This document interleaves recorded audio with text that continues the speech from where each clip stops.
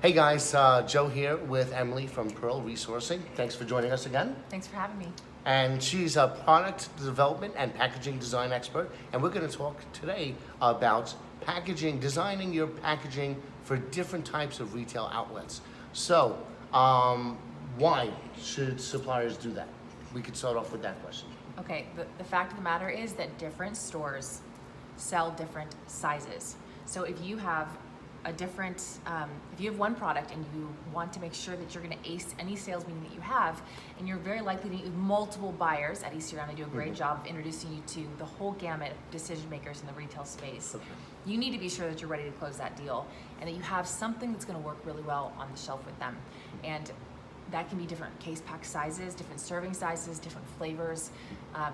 The packaging can be the vehicle through which a person enjoys your product. So maybe you should have some examples that are loose leaf tea, for example, or maybe individual sachets. And if you have both options available, different packaging for each, you're more likely to get a sale. And sometimes you even want to have a value and a premium offering. It's another way that you can mix up your packaging to be sure that you're closing a sale and going to be successful in different retail chains.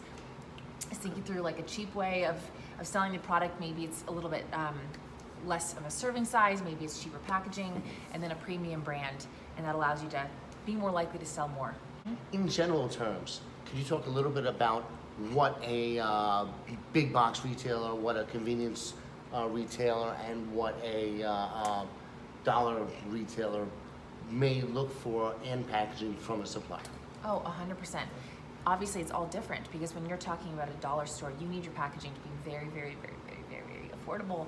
And so you want to think through actually their shelf space. And the fastest way to do it, if you don't have time and money to hire a consultancy to help you get to the point quickly, walk the store.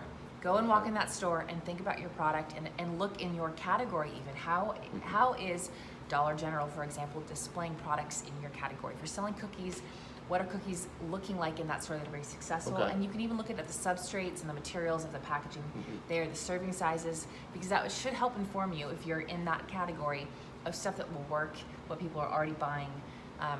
And even if they don't have a particular store in their local area, if they just check multiple stores within a channel, that'll help give them an idea of kind of the packaging.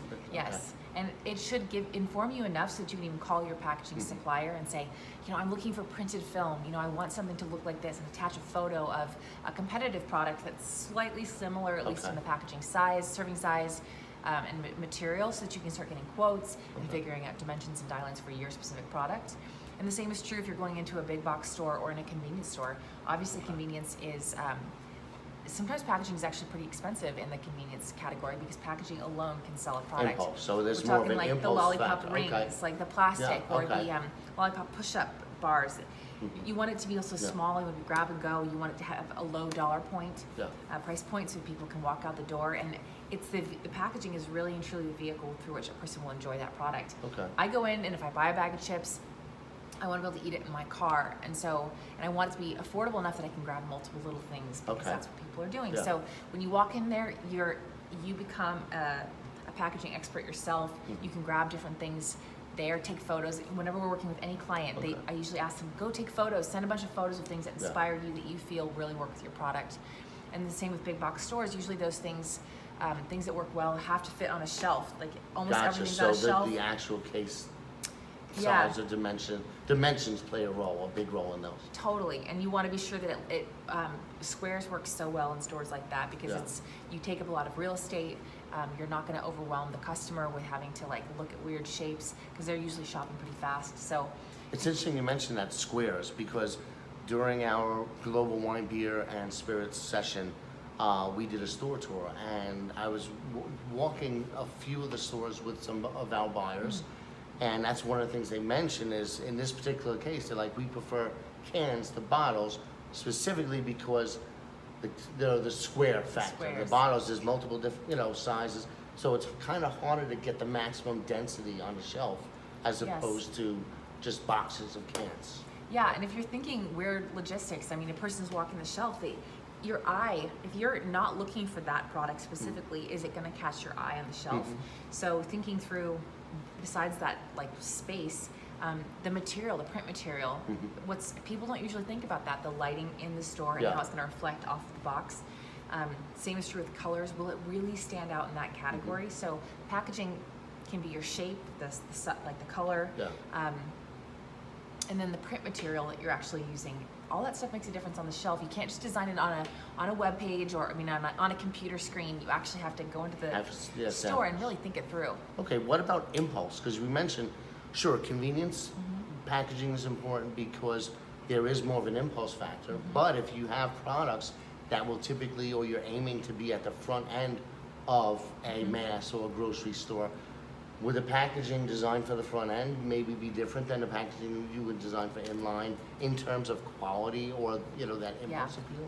Yeah, I think the number one thing is actually the size of the product. It needs to be very, very thin, and also it needs to give great margins to the stores. Like, why would I want to carry your product right there? That's a very premium real estate. So you want to make sure you give solid margins to any of the retail chains that you're working with, and plan that into your pricing.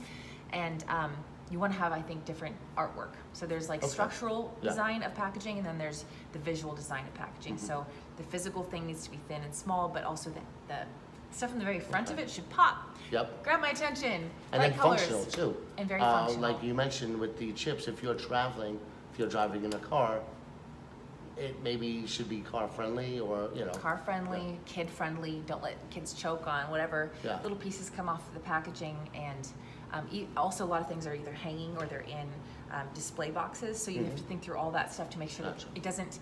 I've seen some people do that execution poorly, where a product might be an individual unit and then it's shipped in a smaller master case. Okay. Even like this mint.